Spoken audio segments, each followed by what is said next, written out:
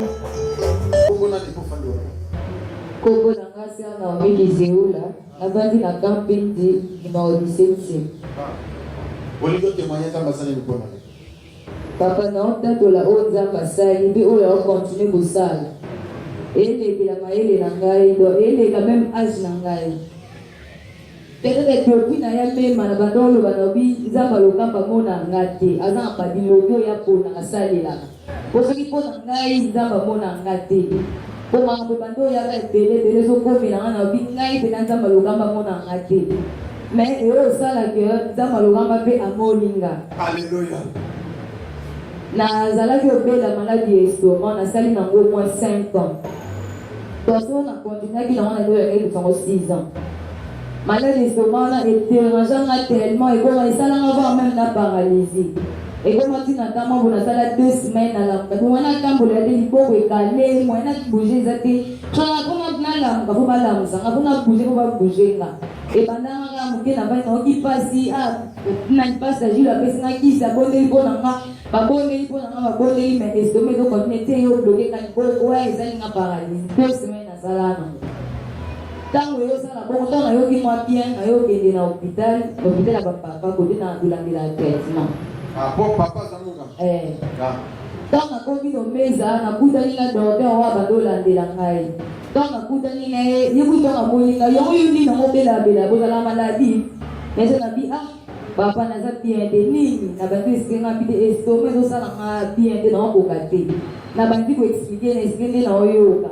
Atu molinga vina o na isina linga vina nga olinga vina na bina linga vina nga makasi aisina lengizo sala ni na bina yemba o mondo zapo pour vivre longtemps faut tika o yemba parce que banda sala so na yembi pour na bina sanza makila so na ataka o il fera na o yemba na tali bolo kuna mandoko ba so na o yemba kana tali bolo ko do e mo boza banda o lobi la lobi na yo mo so boye ba ka banda sa ba ni ba les sensé o za mo si mbali bolo na ko ka wemba zuli bolo so na yemba li bolo na bimagana simayido na yo kusanga makila na ko gati tama isi do ke bonga lobi na ngaso za ko sa fina yo ko ba na le lo boye ba de boye to za bongo mo yo tanga ka izati so ko gangi o lo tumbola mo li sufi ya mo ko sanga o bimawa makila suko na vandi na yoki na kiseka na lobi na yoki mena mtema na bisa ko yemba na ko gati na o yemba na bibi na ngape ya bazo bagobenga bakisa pesi na bakondiso ba bilo na liya kate na ngome ko na bakondisio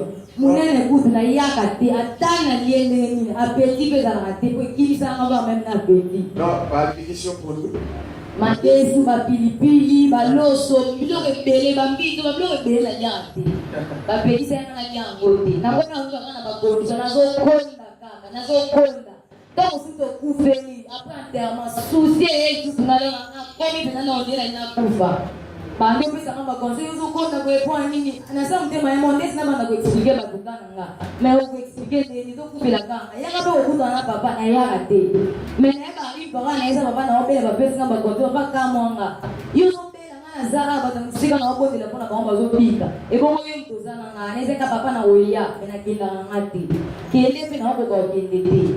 Bon, nous continuons à respecter la docteur à essayer. Nous continuons à monitor les bina konda kaka. Après ça, on les a là, des 6 ans après ça, il y a des bâtiments dans le nord, on va toute la journée. Après ça, on y a des gens qui ont un lien avec ma longalité. Par lobby, on konda kaka, on konda. Nakata mtema na oh, ils yanga na mo kana oye.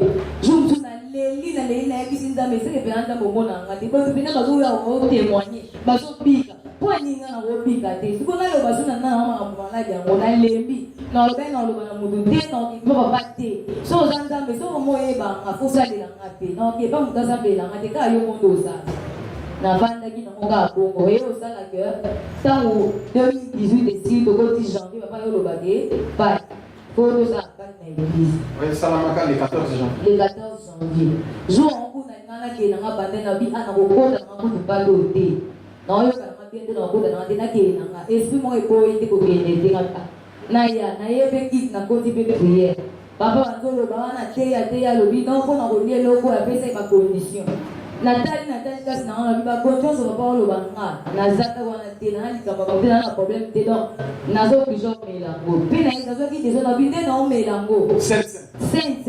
Non, Jour Binzambe. après, Yeah. 14 janvier. Le 14 janvier. Ah. Nayebisi Nzambe na Binzambe. Ngana mude docteur kusi apesi nga bakondo seka ndembi nga ngomi ndembi te. Nakomomela nakomolia ba condition munene nazoya te. Nde batozala na kina botazala na mote une semaine dans les autres faut kana pele soma. Loko engeki mingi so za Nzambe na ngabe na ngana omela sente ko. Loko ba condition ba lobi ko ngana na mona ke na kaka makondo na zate. Donc c'est que quand on omela ngo solution peya na yebe na media ngobeli donc na media ngoba na zoni. Kweza kuna esina na yemba na force ko yemba ka bona yo ki motema na mote bandinga susu no Binzambe ngam na vande na nga elo nya ngutinga na ke fu mela ko lo kwesa ngama so na yebe kutenga na bila na ngoti na vandi na lali na ngo ndikoza la so esali ngo kutu mo bana osala nsami mo nga bano so ba olala nga ko mo kengela ba olala na ko na ko so olala mtakati na lali na piniki tati na mtume na lali na osubega na pasi mais eswinge ko ngata mo bwe na obi ponye yibi na lali na la mugi na tongo na yo ya mote na beta ngokaka lundi wana tongo lobi nazoka nzana pe loko leki loko ebona na ya koleza ka loso na mateso ba pekisa nga na ndiaka wana après comme la Saint de 14 dans les 15 nango na monika loso na mateso ngabi ngabe loko ba pekisa nga na okipe posa olia na olia ndenge bon na ya ngoka papa na zilo so na mateso